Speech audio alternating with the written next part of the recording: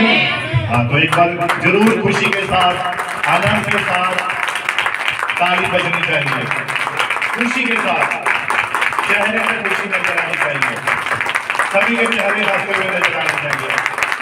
खुदा की खुशी में बैठे हैं। Hallelujah, hallelujah. और आज सुबह जब आप इस भवन में आए तो किस किस ने प्रभु यीशु मसीह को प्रेज का लॉर्ड बोला? किस किस ने बोला प्रभु यीशु मसीह को प्रेज द लॉर्ड? हाथ खड़े करेंगे। कैसे बोला बता सकते हैं? धन्यवाद के साथ। ठीक है, गॉड ब्लेस यू। एक दूसरे को जान सी रखें। God bless you. ये है असली प्रेज द लॉर्ड। जब आप खुदा के भवन में आते हैं तो जब आप एक दूसरे को प्रेज द लॉर्ड बोलते हैं तब आप यीशु मसीह को ही बोल रहे हैं। तो इसका मतलब जो हाथ खड़े नहीं है उन्होंने प्रेज द लॉर्ड यीशु को नहीं बोला। तो अभी समय है, आप बोल सकते हैं। एक दूसरे को बोलिए, बहनें बहनों से, भाई भाई के साथ हाथ मिलाकर बोलिए, भाई प्रेज द लॉर्ड, बहन प्रेज द लॉर्ड बोलिए। सभी करेंगे, सभी बोलेंगे, कोई नहीं पीछे रहेगा। प्रेज द लॉर्ड बोलिए। हाँ, प्रभु आपको बरकत दे। एक दूसरे को बोलिए, बोलिए, हाथ मिलाकर बोलिए, भाई भाई से, बहन बहन से। अब खुश होना चाहिए चेहरा आपका, अब चेहरा खुश होना चाहिए, क्योंकि जब हम एक दूसरे से प्रेम के साथ मिलते हैं तो हम यीशु मसीह से ही मिल रहे होते हैं। और जब यीशु से मुलाकात होती है तो जरूर चेहरे आनंदित खुश होने चाहिए। Hallelujah, hallelujah. और प्रभु यीशु मसीह आप सभी को बड़ी बरकत दे, बड़ी आशीष दे। और खास करके यहाँ पर एक नया शादी का जोड़ा आया है और उसका नाम साजन और सना है। तो प्रभु इन्हें बड़ी बरकत दे, बड़ी आशीष दे। भाई साबू भी और उनकी वाइफ, इनको भी प्रभु बड़ी बरकत दे, बड़ी आशीष दे। शादी से पहले इनकी पत्नी काफी बीमार हो गई थी, लेकिन खुदा ने दुआ के द्वारा, प्रार्थना के द्वारा चंगा किया। और विश्वास करते हैं कि प्रभु वो सब कुछ करने में सामर्थ्य है, उसके लिए कोई भी काम मुश्किल नहीं है। हालेलुया। बल्कि हमारा परमेश्वर जो है वो असंभव को संभव करने वाला परमेश्वर है। असंभव को संभव करने वाला परमेश्वर है, उसके लिए कोई भी काम मुश्किल नहीं है। हालेलुया। और मैं बताना चाहता हूँ कि आने वाले दिनों में मैं एक दो संदेश प्रचार करूंगा, और वो संदेश हो सकता है काफी लंबे संदेश हो सकते हैं, और हो सकता है महीना, 2 महीने, 3 महीने भी लग सकते हैं इस संदेश को। और जैसे कि विवाह और शादी के बारे में, इसके बारे में भी मैं प्रचार करूंगा, और वो प्रचार जब होगा तो ये हो सकता है काफी लंबा प्रचार जाए। और दूसरा जो प्रचार मैं करना चाहता हूं वो है दशमांश के ऊपर, धन और आशीष को पाने का भेद। धन और आशीष पाने का भेद, इसके ऊपर प्रचार करूंगा। ये काफी लंबे संदेश है और हो सकता है महीनों लग जाए। तो आपने अपने आप को तैयार रखना, कभी संडे मिस नहीं करना है, कोई भी इतवार को आपने मिस नहीं करना है, चाहे हालात कैसे भी क्यों ना हो, चाहे परिस्थितियां कैसे भी क्यों ना हो। कोई भी इतवार को चर्च को मिस ना करे, नहीं करेगा, नहीं करेगा मतलब ऑर्डर, ये एक आज्ञा है। आमीन। ये मेरी रिक्वेस्ट नहीं है, या मैं आपके आगे हाथ जोड़ के भाइयों नहीं चर्च मत मिस करना, ये ऑर्डर है, हुक्म है। किसका? खुदा का है। ये प्रभु यीशु मसीह का हुक्म है। और जैसा कि यशायाह 58, आप उसकी 13 थोड़ा इसको पढ़िए, मैं इसको पढ़ाना चाहता हूं ताकि हम इतवार को, सब्त के दिन को कभी भी छुट्टी ना करें, क्योंकि जब हम इस दिन छुट्टी करते हैं या घर में बैठ जाते हैं तो हम खुदा का ही पाप कर रहे होते हैं। आमीन। तो आप पढ़िए इसको थोड़ा। यदि तू विश्राम दिन को अशुद्ध ना करे, यदि तू विश्राम दिन को अशुद्ध ना करे, अर्थात मेरे उस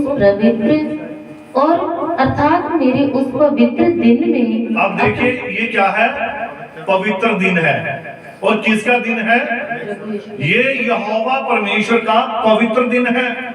6 दिन उसने दिए हैं काम काज करने के लिए। ध्यान से सुनेंगे सभी मेरी बात को। 6 दिन दिए हैं उसने काम करने को, काम करने के लिए। चाहे आप रात दिन दिहाड़ी लगाओ, रात दिन कोई भी काम करो, लेकिन जब 7वां दिन आता है तो 7वां दिन खुदा कहता है ये मेरा है।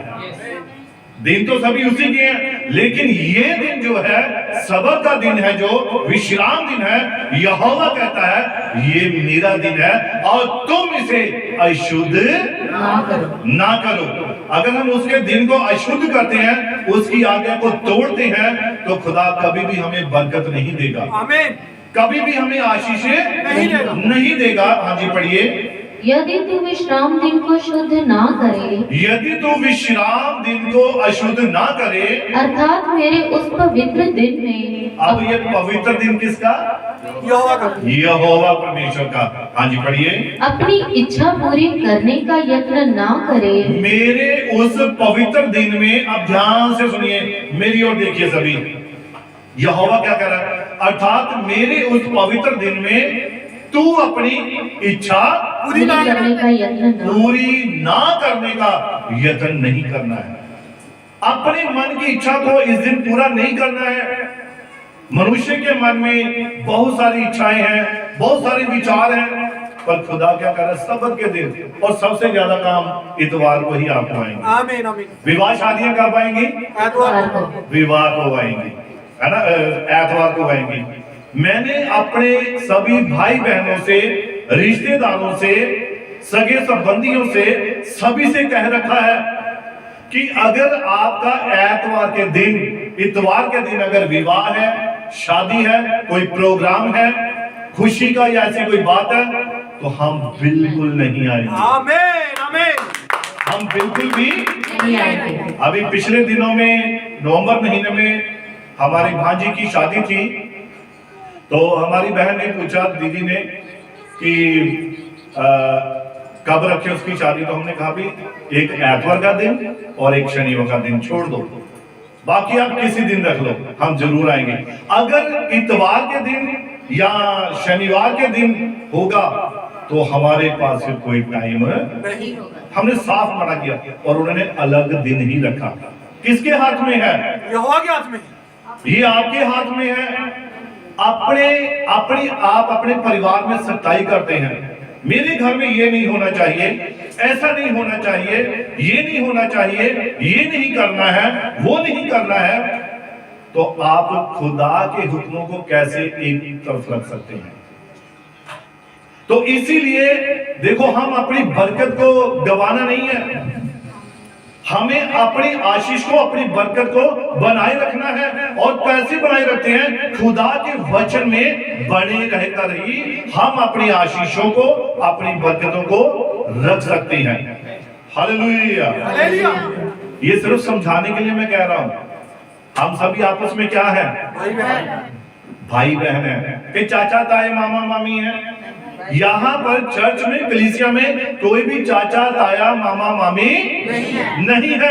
यहाँ पर हम सभी भाई बहन हैं। हम एक दूसरे को समझा सकते हैं और खुदा ने अपना वचन दिया है कि हम इस वचन के द्वारा एक दूसरे के साथ बात करें और उन्हें समझाएं। नहीं भाई ऐसे नहीं करना, नहीं बहन ऐसे नहीं करना है। ये खुदा ने अपना कलाम किस लिए दिया है? हम इसके द्वारा एक दूसरे का सुधार कर सकते हैं। Hallelujah, hallelujah. और आगे बढ़िए इसको थोड़ा। और विश्राम दिन को आनंद का दिन और यहोवा का पवित्र किया हुआ दिन समझकर माने। और विश्राम दिन को क्या करना है? आनंद का दिन। ये आपका आनंद का दिन है। 6 दिन आप थके होते हैं, मेहनत करते हैं, और 7वां दिन जब आप खुदा की हजूरी में आते हैं, ये आपके आनंद का दिन होता है। आप यहाँ से एक नई सामर्थ्य पाकर जाते हैं। जब आप वचन को सुनते हैं, ग्रहण करते हैं, तो प्रभु आपको क्या करता है? एक नया बल देता है, एक नई शक्ति देता है, एक नई ताकत देता है, ताकि आप अगले हफ्ते फिर उसी बल के साथ आए। हालेलुया। लेकिन होता क्या है कि हम सुस्त पड़ चुके हैं, हम ढीले पड़ चुके हैं, हमारे मन नींद से भर चुके हैं। हालेलुया। हालेलुया। अब हमें क्या करना है? खुदा के वचन के लिए जागना है। जागना है। हालेलुया। हालेलुया। आप पढ़िए इसको थोड़ा आगे। और यहोवा का पवित्र किया हुआ दिन समझकर माने, और यहोवा का पवित्र किया हुआ दिन समझकर माने। यदि तू उसका सम्मान करके हाँ। उस दिन अपने मार्ग पर ना चले, और यदि तू उसका आदर करे, खुदा के वचन का, सभी ध्यान से सुनेंगे, खुदा के वचन का क्या करना है? आदर करना है। और आदर हम कैसे करते हैं? उसका हुक्म मान के, उसका हुक्म, उसके कलाम को पूरा करके। चलो ठीक है, पिछले दिनों में बहुत ज्यादा सर्दी थी, बहुत ज्यादा ठंड थी, और बुजुर्गों के लिए हो सकता है कि ठंड ज्यादा लगती है। तो क्या सभी बुजुर्ग हो चुके हैं? क्या सभी बूढ़े हो चुके हैं? चलो मानिए कोई बुजुर्ग है, वो ठंड के कारण नहीं आया, लेकिन जो जवान है उसे कहाँ ठंड लग रही है भाई? है ना? जवानों का तो खून गर्म होता है। अगर उनको कोई ऐसी बात बोलो तो ऐसे उछलेंगे, पूरा खून उबाल खाएगा 100 डिग्री पर, है ना? लेकिन खुदा के मामले में, वचन के मामले में क्या होगा? रजाई और खींच कर तान कर सोएंगे। बहुत ठंड है, मम्मी नहीं आज नहीं जाना, पापा आज नहीं जाना, बाबूजी छड्डो आज नहीं जाना, आज ठंड बड़ी लग रही है, बारिश बड़ी है, गिल्ले हो जावांगे, बीमार हो जावांगे, फिर हफ्ता दवाई खावांगे। ऐसी ऐसी बातें ये आपको कमजोर करती हैं।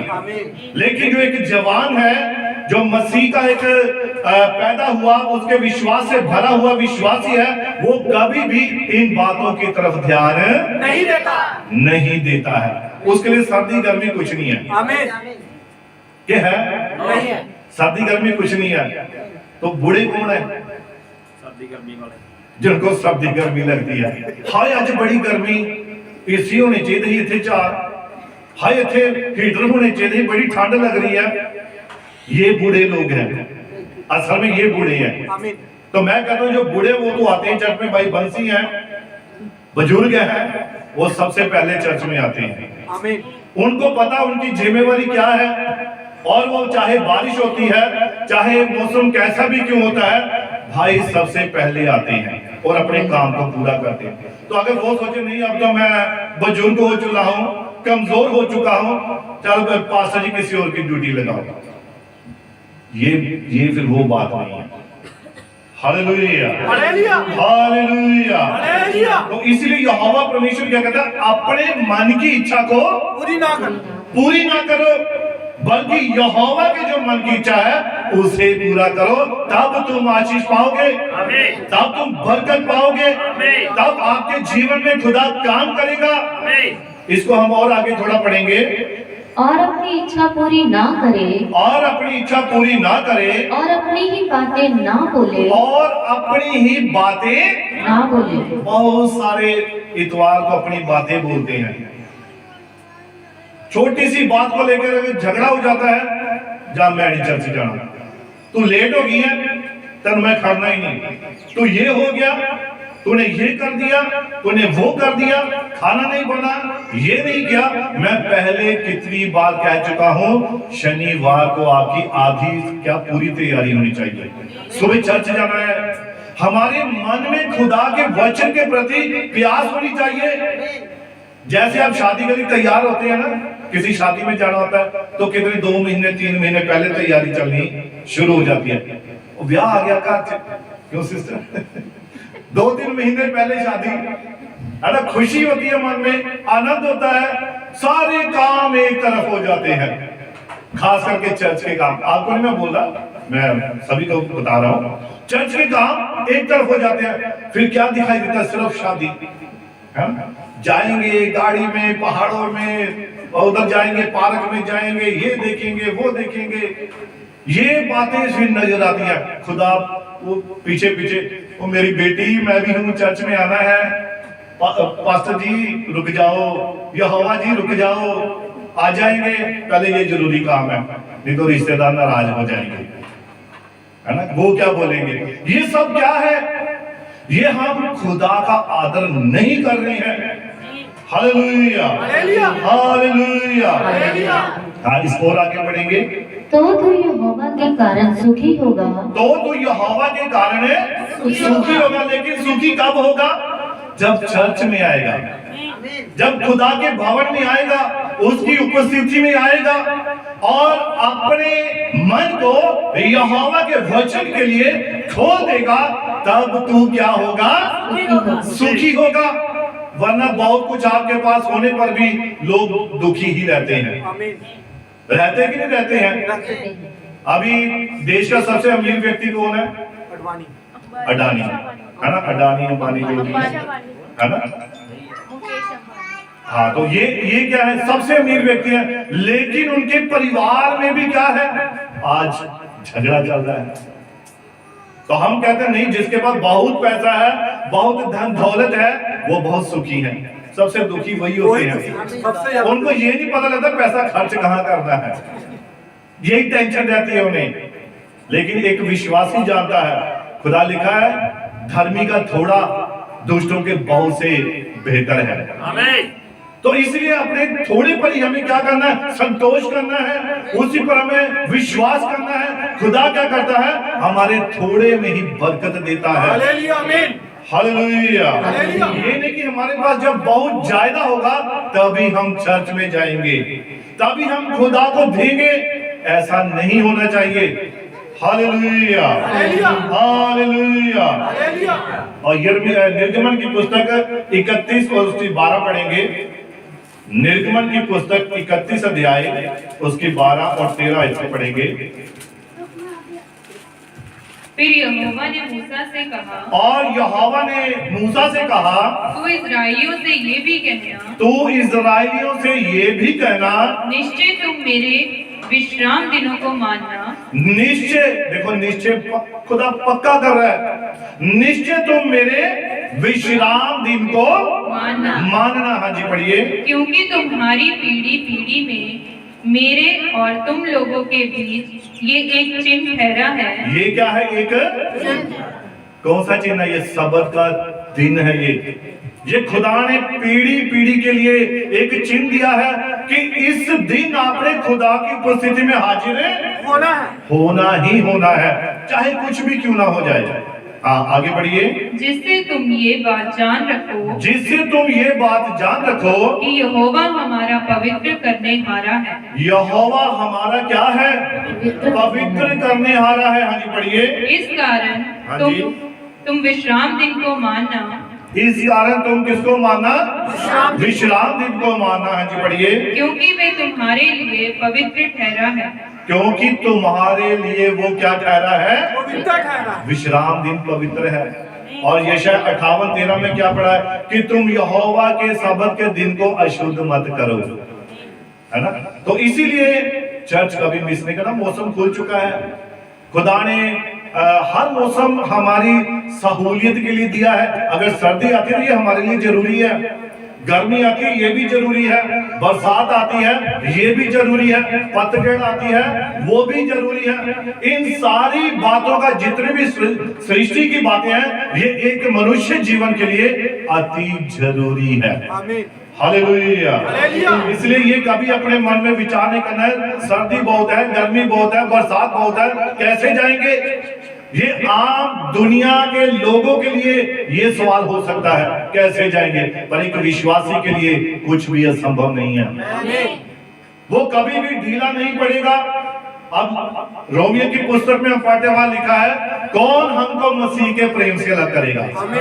क्या ये सर्दी, क्या गर्मी, क्या बरसात, या क्या तंगी, या नंगाई, या कलेश, या झगड़ा, या रोटी सुबह नहीं मिली वो रोकेगी।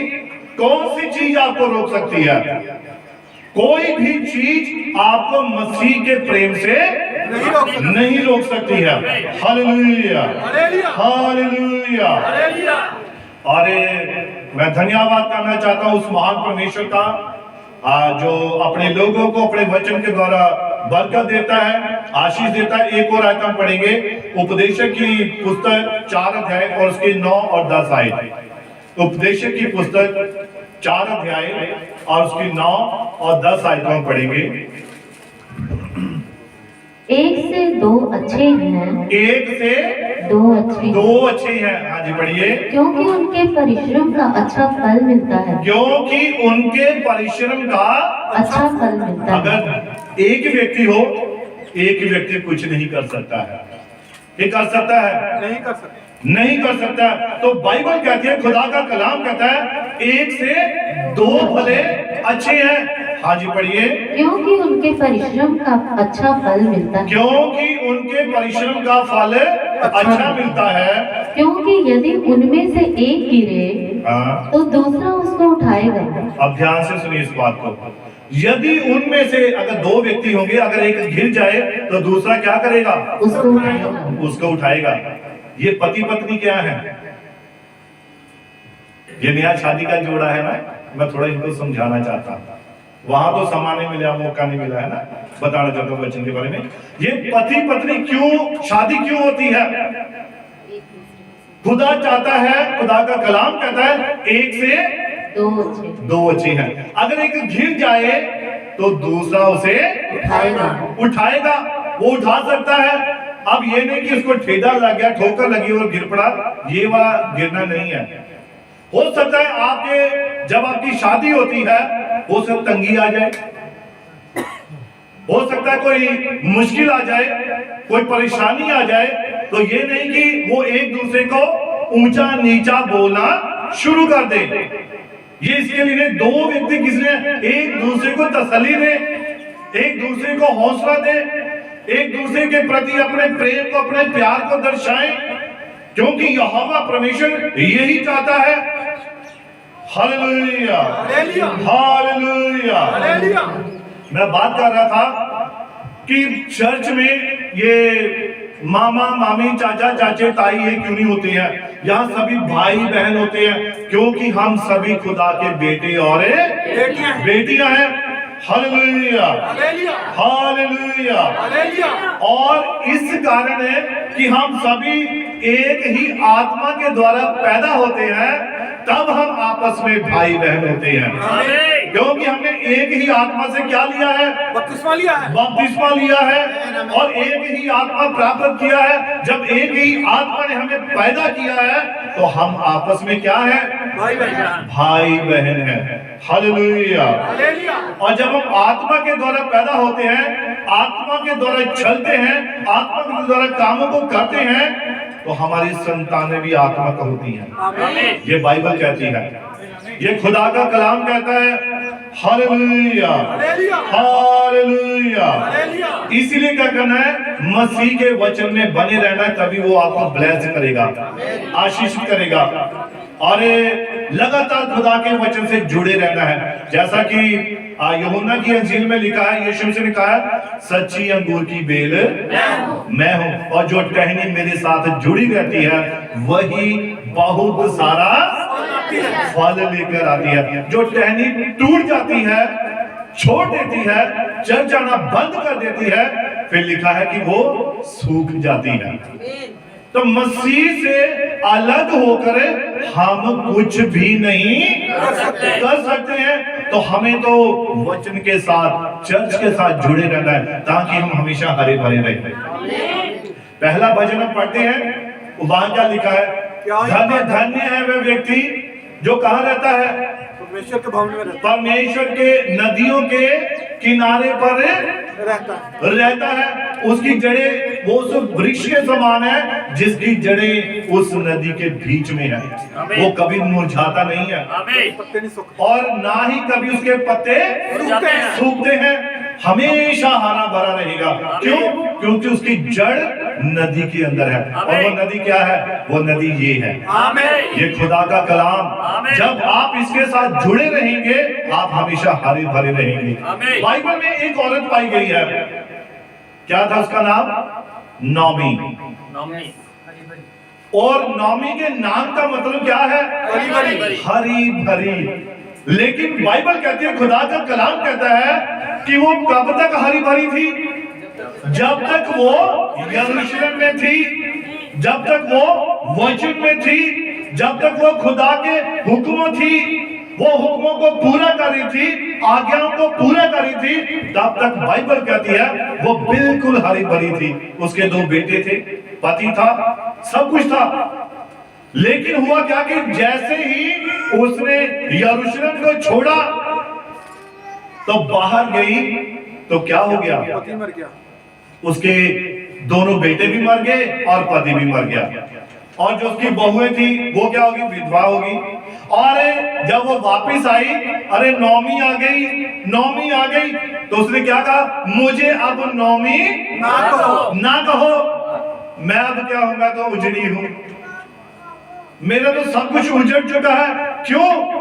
क्योंकि मैंने वचन को छोड़ दिया था, मैंने खुदा के भवन को छोड़ दिया था। इसलिए बाइबल कहती है, खुदा का कलाम कहता है वचन के साथ जुड़े रहिए, हमेशा हरे भरे रहेंगे और समय सिर आप फल देते रहेंगे। आमीन। आप फलवंत होते रहेंगे, आपके बच्चे आज्ञाकारी होंगे, आपका जो जीवन है वो खुदा के अंदर क्या होगा, आनंदित होगा, खुशी से भरपूर होगा, जब आप वचन के साथ बने रहते हैं। एक ही तरीका है खुश रहने का, ये बस वचन के साथ बने रहो, और कोई तरीका नहीं है। बाइबल कहती है, अगर आप कहते हो कि मेरा पिता मुझे संभालेगा, मेरी माँ मुझे संभालेगी, मेरे भाई मुझे संभाल लेंगे, वो मुझे खुश रखेंगे, ये बिल्कुल झूठी बात है। क्या है ये? गलत है। एक ही संभालने वाला है, खुदा का वचन। प्रभु यीशु मसीह है जो हमेशा अपने साथ हमें जोड़ के रखता है, और जब तक हम बने रहते हैं तो खुदा अपनी आशीषों को, अपनी बरकतों को हमारे पर उड़ेलता जाता है। Hallelujah, hallelujah. तो इसीलिए हमें क्या करना है, वचन के साथ बने रहना है, बने रहना है। बाइबल लेकर जानी है और इसको जाकर अलमारी में रख देना है, और कभी भी इसे नहीं निकालना, हवा तक नहीं लगने देनी। क्यों? क्योंकि अगर आप इसे पढ़ोगे तो आपके जीवन में आशीष आएगी, बरकत आएगी, आपके घर में कोई भी ऐसा काम नहीं होगा जब आप इसे पढ़ेंगे। तो इसीलिए इसे पढ़ना कोई जरूरी नहीं है ना? जरूरी है। बाकी को नहीं पता लग रहा, ये पढ़ना जरूरी है। ऐसा नहीं कि बाइबल ले गए और घर में जाकर अलमारी में रख दिया। इसे पता क्या कहते हैं इस बाइबल को? इसे जादुई किताब भी कहते हैं। आमीन। पता है आपको? ये बातें करती है, बोलती है ये। आप इसे पढ़िए ध्यान से, आपको ऐसा लगेगा कि ये बाइबल तो मेरे से बात कर रही है। आप संसार की दूसरी किताबें पढ़िए, और कोई भी किताब लीजिए, अखबार लेते हैं, आप अखबार को पढ़ते हैं, आप दूसरी किताबों को पढ़ते हैं, लेकिन दुनिया में सिर्फ एक किताब है जो बोलती है, और ये बाइबल है। ये आपको बोलकर बताती है, मेरे बेटे ऐसा मत कर, मेरे बेटी ऐसा ना कर। ये सिर्फ बाइबल है जो आपसे बात करती है, क्योंकि बाइबल किसकी है?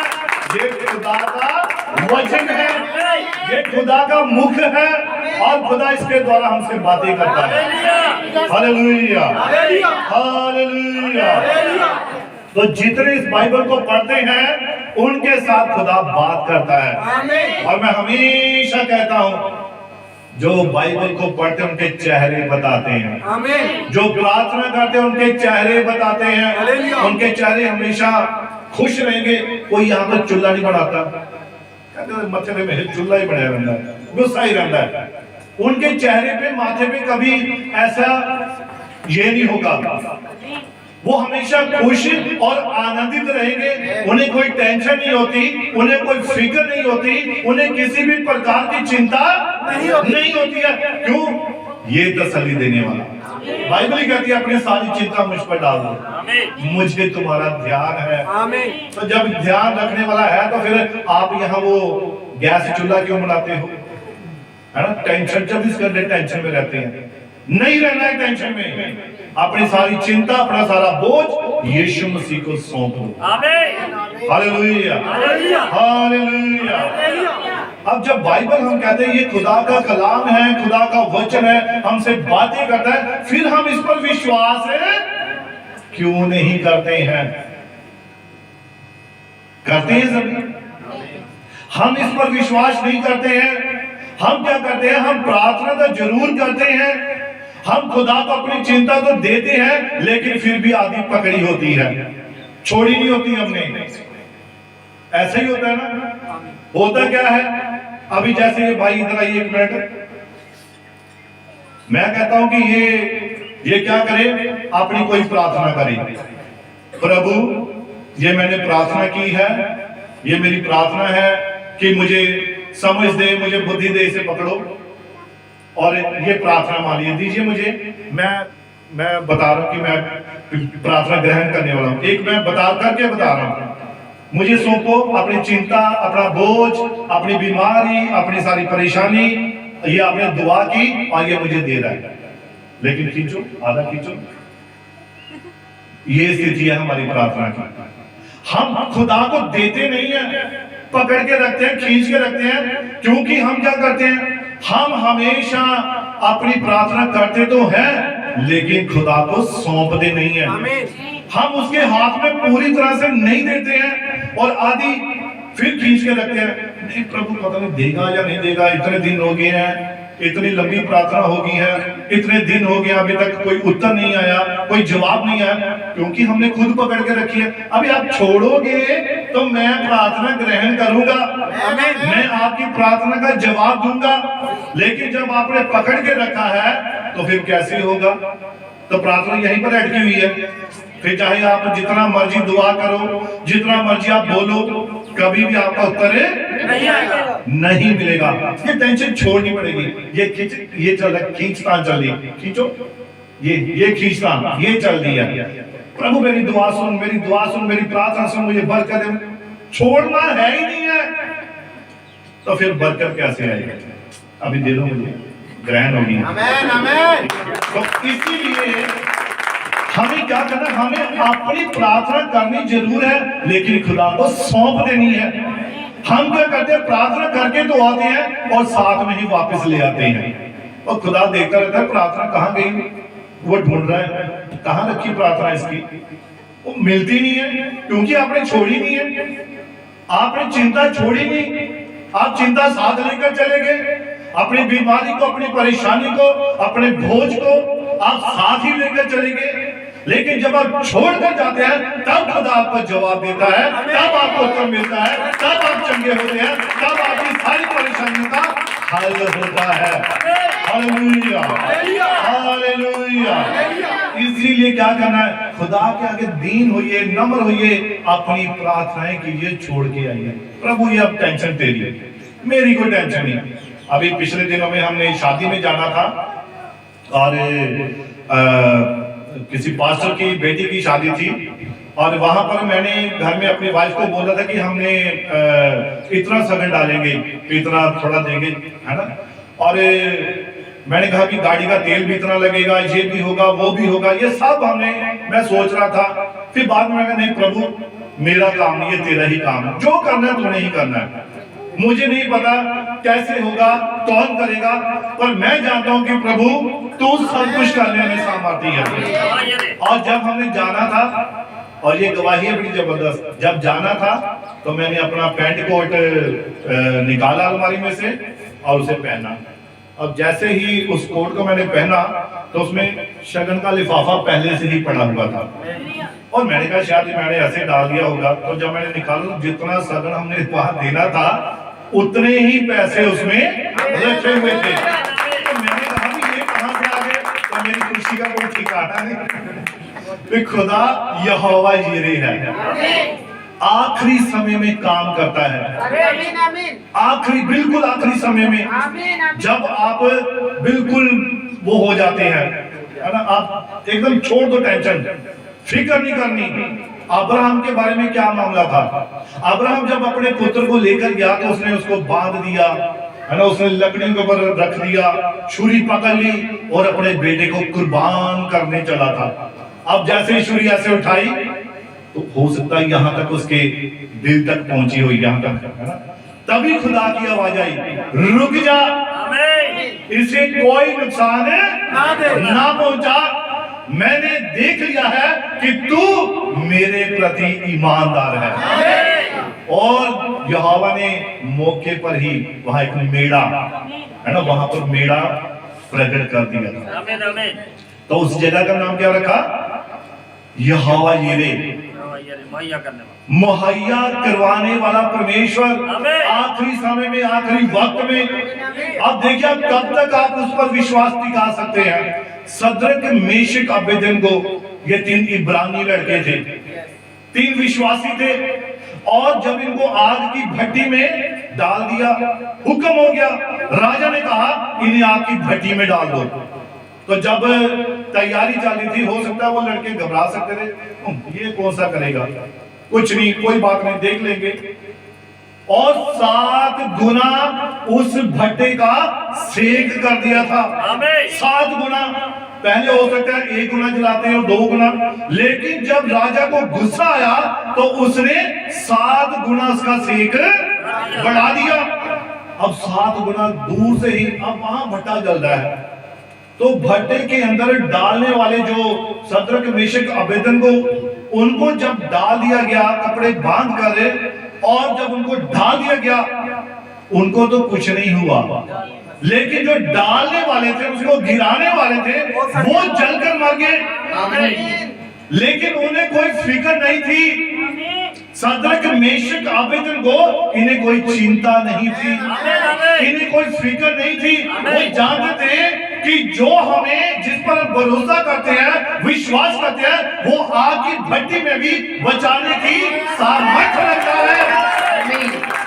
फिर चाहे वो बचाने ना भी आए, तब भी हम उसी का धन्यवाद करेंगे।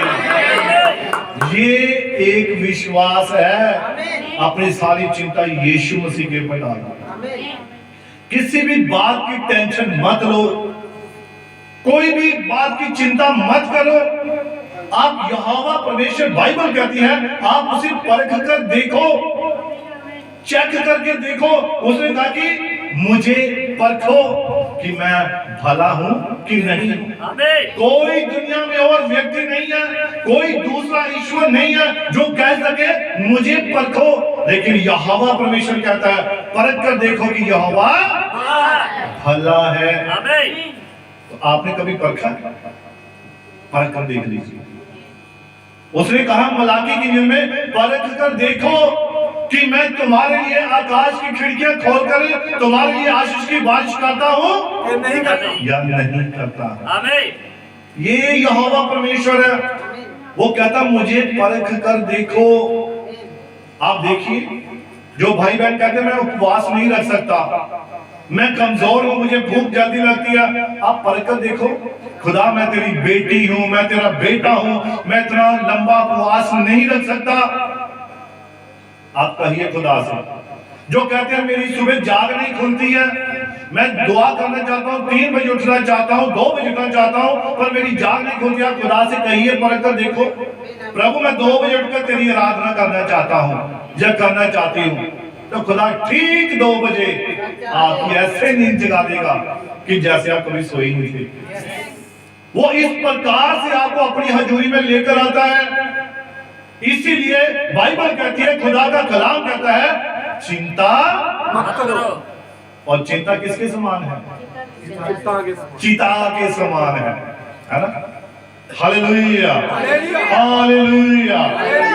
और जब कभी किसी भी भाई बहन के मन में एक दूसरे के प्रति कभी कोई मन मुटाव आ जाता है, या कभी उनकी कोई गलती नजर आ जाती है, या कभी उनकी कोई कमी हमें नजर आ जाती है, किसने मुझे ऐसा बोला, ऐसा कहा, तो उसे कुछ भी कहने से पहले एक बार, सिर्फ एक बार क्रूस पर यीशु को ध्यान करना है। जब किसी के प्रति मन मुटाव आ जाए, कोई ऐसी बात आ जाए, तो उसे कुछ कहने से पहले एक बार यीशु मसीह को क्रूस के ऊपर देख लेना है। उसकी दाढ़ी नोची गई थी, उसके मुंह पर थूका गया था, और उसके सर पर कांटों का ताज डाला गया था, और उसे डंडे मारे गए थे, बैंड मारे गए थे। लेकिन यीशु मसीह क्रूस पर था, और क्रूस पर उसे चढ़ाने वाले नीचे थे। तो यीशु मसीह ने क्या कहा? हे पिता, इन्हें माफ कर, क्षमा कर, क्योंकि ये नहीं जानते कि ये क्या कर। एक बार यीशु को याद करना। तो इसलिए कभी भी हमारे मन में एक दूसरे के प्रति कोई भी बात नहीं आती। नहीं होनी चाहिए। Hallelujah, hallelujah, hallelujah, hallelujah, hallelujah. Hallelujah. और पिछली बार कहां से मैंने संदेश छोड़ा था, याद है किसी को? क्या विषय था? God bless you. मैं कैसे जयवंत हो सकता हूं। Hallelujah, hallelujah, hallelujah, hallelujah. मैं कैसे जयवंत हो सकता हूं। तो प्रभु यीशु मसीह ने अपने वचन में, अपने कलाम में प्रकाशित वाक्य 3 अध्याय और उसकी 21 आयत को हम पढ़ते हैं। हाँ जी, पढ़िए इसको। जो जय पाए हाँ। मैं उसे अपने साथ अपने सिंहासन पर बैठाऊंगा। जो जय पाए मैं उसे अपने साथ अपने सिंहासन पर बैठाऊंगा क्या करूंगा? बैठाऊंगा। बैठाऊंगा। हाँ जी, पढ़िए।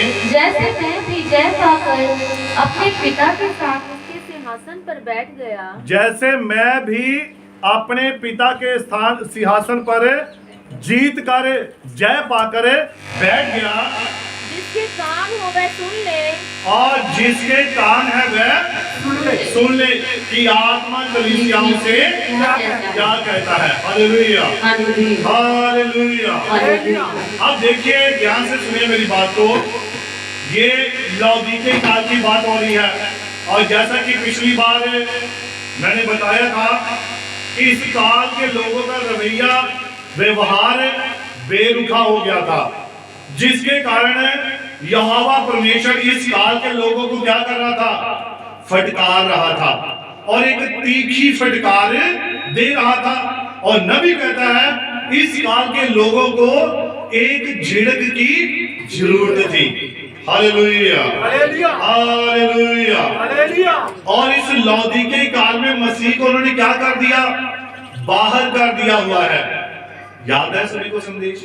आमीन। हाँ, यीशु मसीह को कहाँ कर दिया है? बाहर कर दिया। बाहर कर दिया हुआ है, और यीशु मसीह द्वार पर खड़ा आपके दिल के दरवाजे को खटखटा रहा है।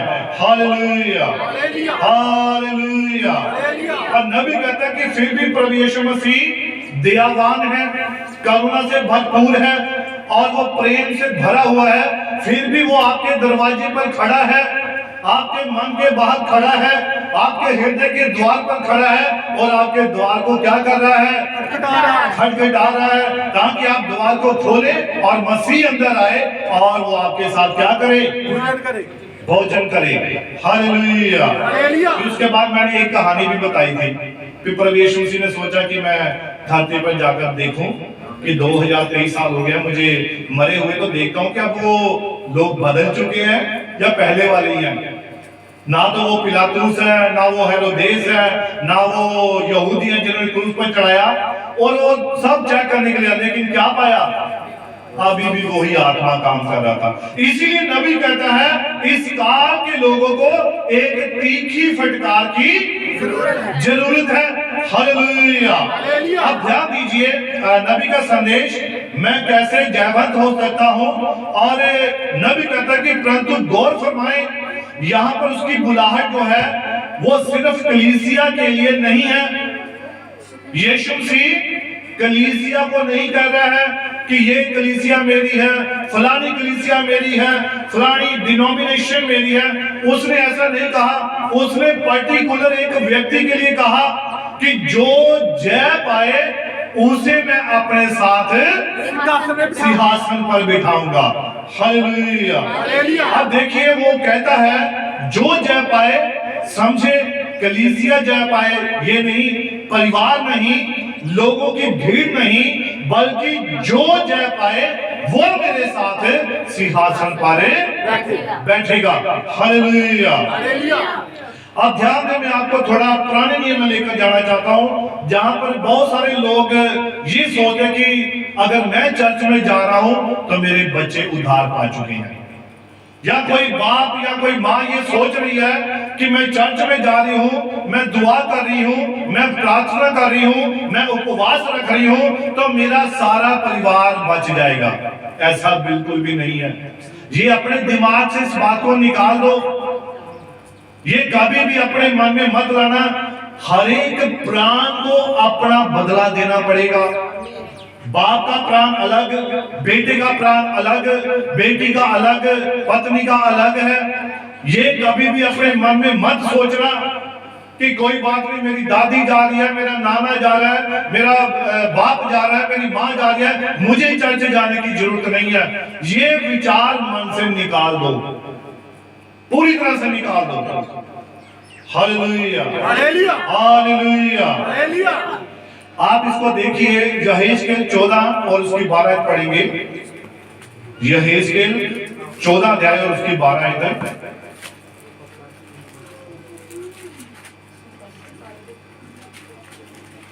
यहेजकेल 14 उसकी 12 आयत। तब यहोवा का ये वचन मेरे पास पहुंचा। माइक में पढ़िए।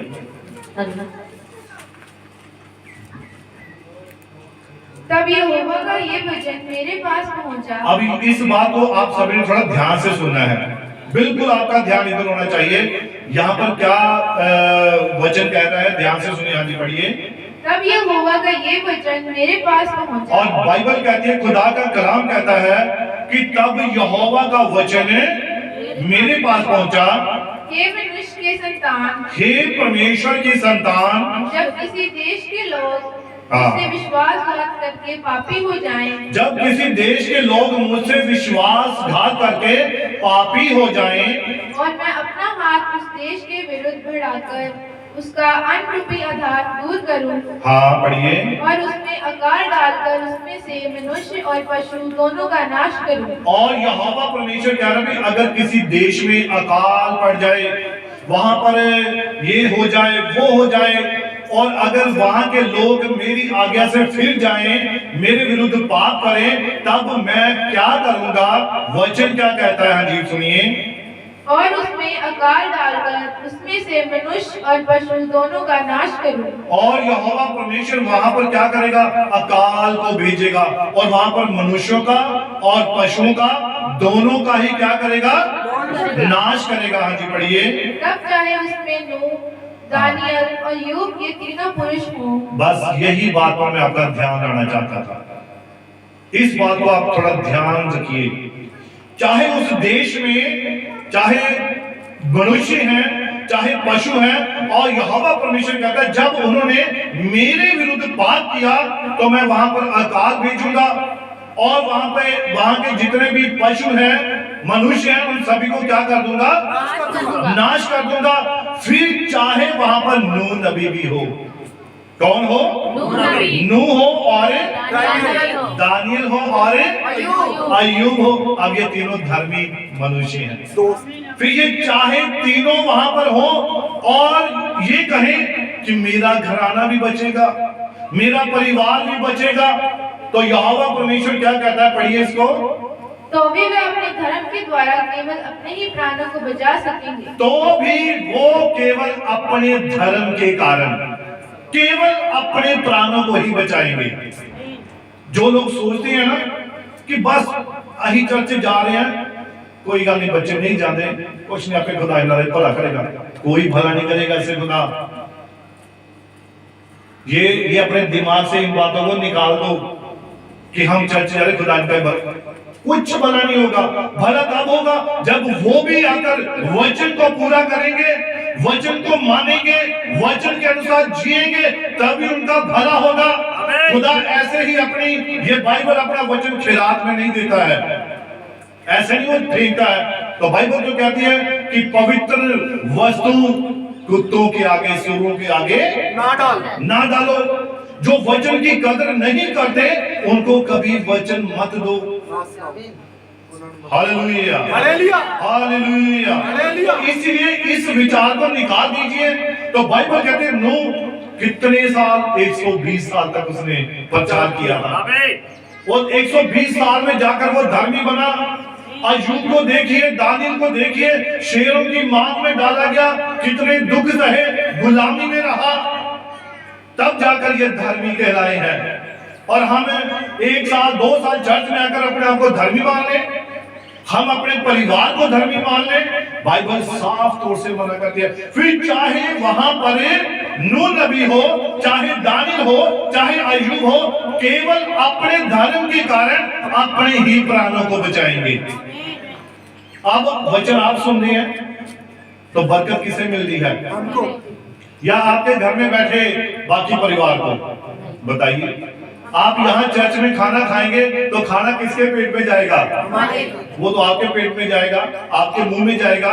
या घर में बैठे परिवार के सदस्य वो उनका भी पेट भर जाएगा? ऐसा कुछ नहीं है। खुदा का कलाम ऐसे नहीं है। जैसा कि पिछली बार बता रहा था, मुफ्त है परंतु सस्ता नहीं है। फ्री में है पर ये इतना भी सस्ता नहीं है जितना आप समझ रहे हो कि कोई बात नहीं, पास्टर जी शोर मचाते रहते हैं, बोलते रहते हैं, कहते रहते हैं, कोई बात नहीं, कह दिया फिर क्या हुआ? बाकी के भी पास्टर बोलते हैं। आप वचन की क्या करते हैं? निरादरी करते हैं। जब तक आप वचन को पूरा नहीं करते हैं तब तक आपको आशीष नहीं मिल सकती। और देखो, उस औरत ने जिसको 12 साल से लहू बहने का रोग था, उसका यह विश्वास बन चुका था कि जब तक मैं यीशु मसीह के पल्ले को अब उसने अपना ये एक वो बना लिया था सिस्टम कि मैंने ये टारगेट उद्देश्य बना लिया था, मैं ये काम करना ही है। अब जब तक वो ये काम ना करती, फिर चाहे वो यीशु मसीह के जहां पर चेयर पे बैठा उसे भी छूती, कभी चंगी ना होती। फिर यीशु मसीह के हाथ से रोटी लेकर खाती, वो कभी चंगी ना होती। यीशु मसीह के हाथ से पानी लेकर पीती, कभी चंगी ना होती। क्यों? क्योंकि उसके जीवन में एक उद्देश्य बन चुका था। और वो उद्देश्य क्या था? जब तक इसके पल्ले को न छूऊंगी तब तक मैं चंगी नहीं होगी। ये उद्देश्य था उसका। और जब उसने इस उद्देश्य को पूरा किया तब जाकर वो चंगी हुई थी। अगर वो पतरस को छूती कभी चंगी होती? तो ये भी तो उसको चेला ही है, ये भी तो उसके साथ ही रहता है, इसकी भी परेशानी से रोगी चंगे होते हैं। ये कभी काम नहीं करना था, क्योंकि जो उसने वचन अपने मन में ठहरा लिया था, जो विश्वास बना लिया था, जब तक वही विश्वास को वो प्रकट ना करती तब तक कभी चंगी ना होती। आज यही विश्वास आपके जीवन में होना चाहिए। आप बनाइए उस विश्वास को कि प्रभु जब तक मेरे जीवन में ऐसे काम नहीं होता तब तक प्रभु मेरी बरकत नहीं मिलनी है। अब करिए, अपने मन में ठानिए, अपने खुदा के साथ कमिटमेंट कीजिए, खुदा के आगे दीन होइए, नम्र होइए, तब खुदा आपकी आशीषों बरकतों को बहाल करेगा। Hallelujah, hallelujah. तो यहाँ पर अगर नूह है, यहाँ पर दानियल है, यहाँ पर अय्यूब है, और जब ये 3 धर्मी व्यक्ति हैं, ये सिर्फ अपने धर्म के कारण ही बचाए जा रहे हैं। वहां कोई परिवार का सदस्य नहीं है, चाहे वो अपने बेटे अपनी बेटियों को भी वो कहे कि प्रभु इन्हें भी क्षमा कर दे। कैसे क्षमा कर दे? क्या इन्होंने वचन को पूरा किया? क्या उन्होंने प्रभु यीशु मसीह के नाम में पापों की क्षमा का बपतिस्मा लिया? तो पाप कैसे माफ हो सकते हैं भाई? जब बाइबल कहती है कि पाप जो है वो प्रभु यीशु मसीह के नाम में बैप्टिज्म लेने से ही माफ होने हैं, तो यही एक तरीका है। दूसरा कोई भी तरीका वहां काम नहीं करेगा। आप अभी भी पापी हो जब तक आपका प्रभु यीशु मसीह के नाम में बपतिस्मा नहीं हुआ, आपके पाप क्षमा नहीं हुए हैं। हालेलुया। इसको थोड़ा और आगे पढ़िए, ये हिजकिय्याह की आयत को 14 आयत पढ़िए, 16 हाँ 16 15-16 पढ़िए।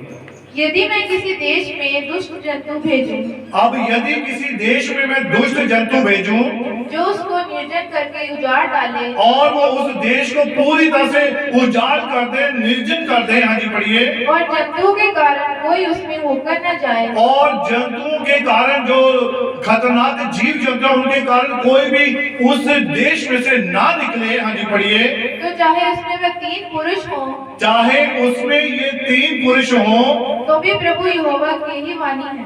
हाँ क्या है उसकी वाणी पढ़िए? मेरे जीवन की सौगंध, मेरे जीवन की सौगंध, ना वे पुत्रों और ना पुत्रियों को बचा सकेंगे, ना वह पुत्रों को और ना ही पुत्रियों को बचा सकेंगे, सिर्फ अपने प्राणों को बचाएंगे। अब आप बताइए, अब हम कहां पर खड़े हैं? अब हमारा विश्वास कहां पर है?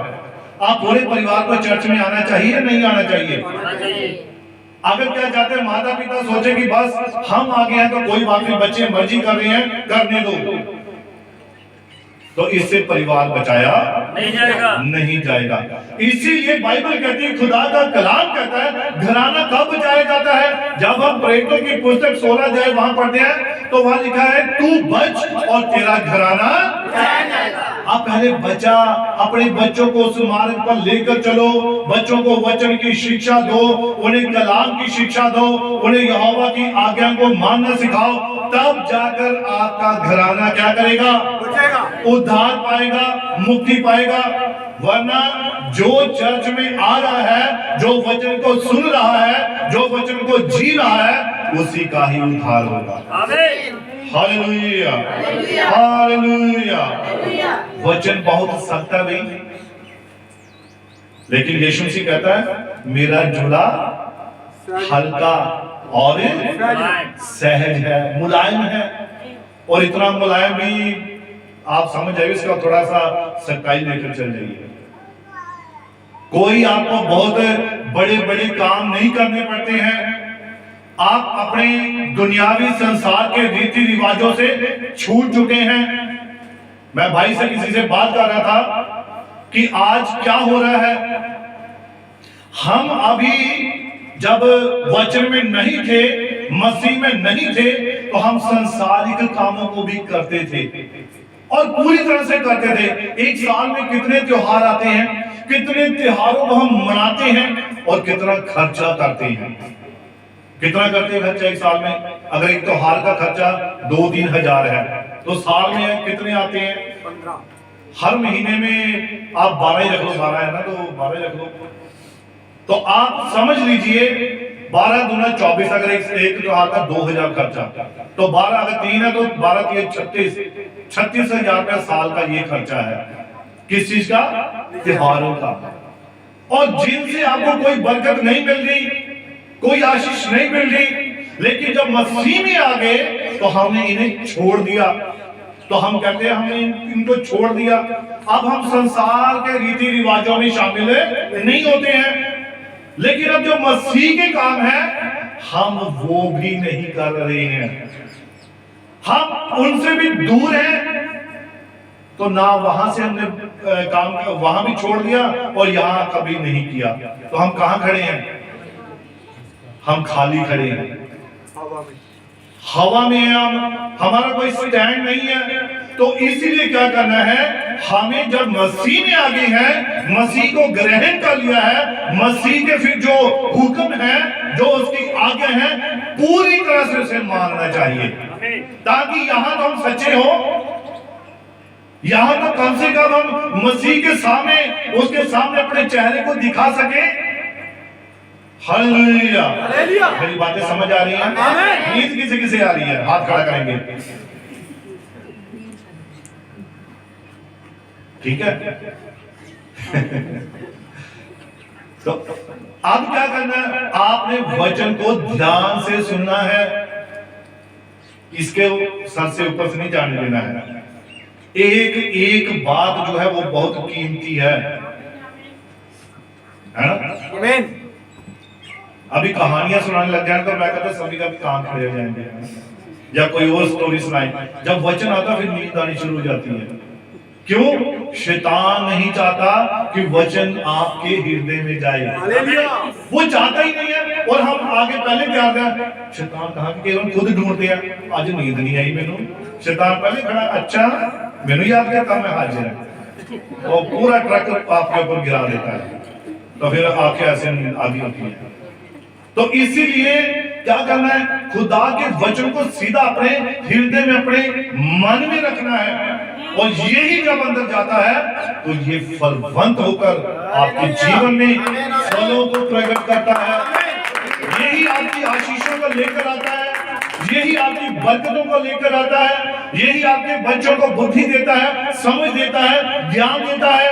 Hallelujah, hallelujah, hallelujah. एक बार जोर से खुश होकर हालेलुया,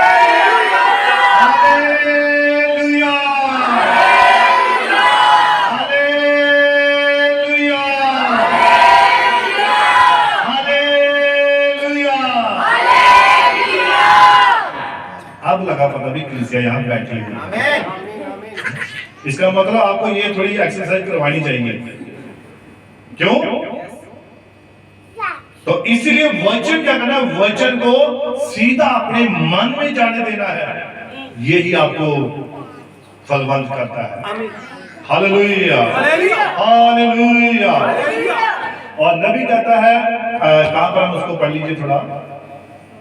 तो चाहे उनमें से उसमें वे 3 पुरुष हों, तो भी प्रभु यहोवा की ये वाणी है, मेरे जीवन की सौगंध, ना वे पुत्रों को और ना पुत्रियों को बचा सकेंगे। ना ही वे पुत्रों को और ना ही पुत्रियों को बचा सकेंगे। अब पूरी फैमिली को चर्च में लाइए, पूरा परिवार ब्लेस्ड होकर जाए, आशीष होकर जाए।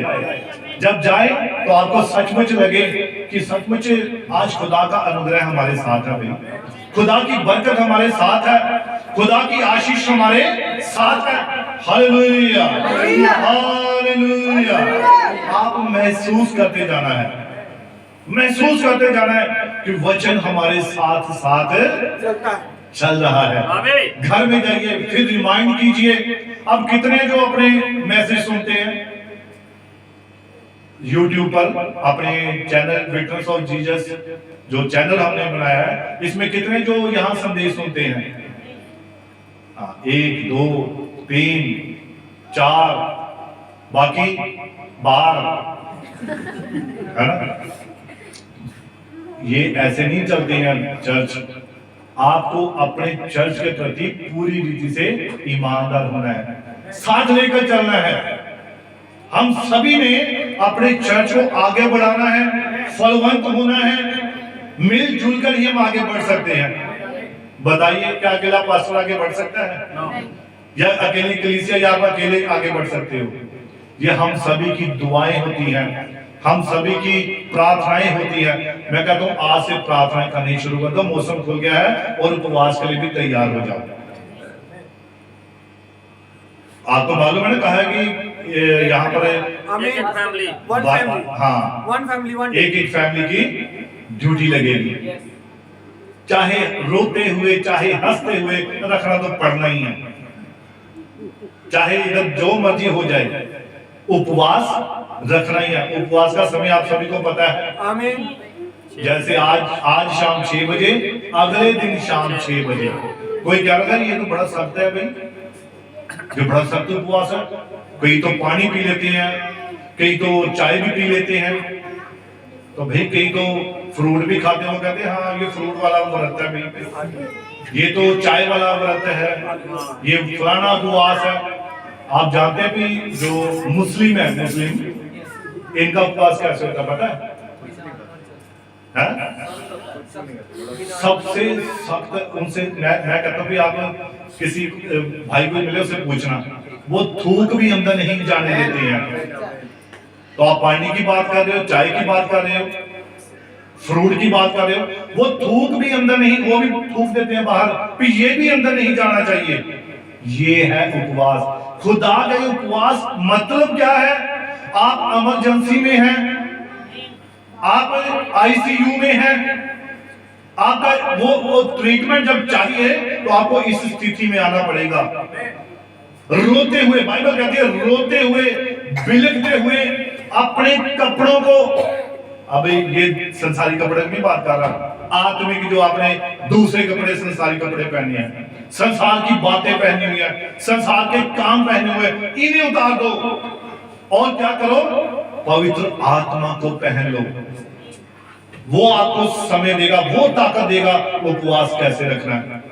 अब ये नहीं कि रात सारी दुआ कैसे करेंगे, किस प्रकार से होगा। जब कभी भी उपवास रखते हैं तो उसमें सारा दिन सारी रात दुआ में बैठना पड़ता है। अब ये नहीं कि 6 बजे रख लिया, सारी रात खराटे मारे, सुबह उठकर 6 बजे उठ गए फिर और प्रभु हम सारा दिन दुआ करनी है, फिर अपने काम पर चले गए, कहीं बाजार चले गए, कहीं इधर घूम लिया, शाम को देखा अब 6 बजने वाले हैं तो दुआ में बैठ गए। ये ऐसे उपवास का कोई फायदा नहीं है। चाहे आप महीने में 2 महीने में 1 रख लो, लेकिन पूरी रीति से रखो। अगर आप चाहते हो कि आपका छुटकारा हो, आपकी चंगाई मिले, आपकी बरकत मिले, तो इस प्रकार से उपवास रख लीजिए। कष्ट देना पड़ता है। आसानी से कभी किसको कोई चीज मिली? आप बताइए, घर बैठे किसी को छप्पड़ फाड़ेगा, छप्पड़ फाड़ के मिल गया भाई। छप्पड़ ऐसे नहीं फट जाते हैं, वो उसको तो छप्पड़ फाड़ के मिल गया भाई, छत फाड़ के पैसा आ गया, ऐसा नहीं आता है। ये सब कहानियां हैं, दंत कथाएं हैं, ये सिर्फ साधारण बातें हैं। मेहनत करनी पड़ती है, घुटनों के बल आना पड़ता है, रोना पड़ता है, गिड़गिड़ाना पड़ता है, तब खुदा सुनता है, फिर जवाब देता है, फिर वो कहता मैं हूं। फिर लिखा है कि तू आगे आगे चलेगा, तेरी बरकत पीछे पीछे चलेगी। अरे मैं तेरी गाड़ी तेरे पीछे, आप आगे जा रहे होगे, मैसेज आएगा भाई आपका मोटरसाइकिल आ गया, भाई आपकी गाड़ी आ गई, आपकी फलानी चीज आ गई, आपके बेटे का ये आ गया, वो आ गया। ये बरकतें पीछे पीछे आपके आएंगी, लेकिन कब? जब खुदा के वचन के अनुसार, सिर्फ एक वचन ही है, इसे पूरा कीजिए, कोई भी बात आपके लिए मुश्किल नहीं है। विश्वास करते हैं सभी? सभी विश्वास करते हैं? आपके लिए कोई भी काम असंभव नहीं है। जो आगे चुके हैं हाथ खड़ा करेंगे। हमारी बहन अच्छी है, खुदा बरकत दे, आशीष दे। तो इसीलिए हमें क्या करना है? हमें हमेशा खुदा के वचन को पूरी रीति से ग्रहण करना है। जो वचन कहता है, बाइबल कहती है, उसके अनुसार ही अपने जीवन को गुजारना है। तो प्रभु आप सभी को बड़ी बरकत दे, बड़ी आशीष दे। तो आइए हम सभी अपने सिर को झुकाएंगे, आंखों को बंद करेंगे और दुआ में जाएंगे। महान स्वर्गीय पिता प्रभु यीशु मसीह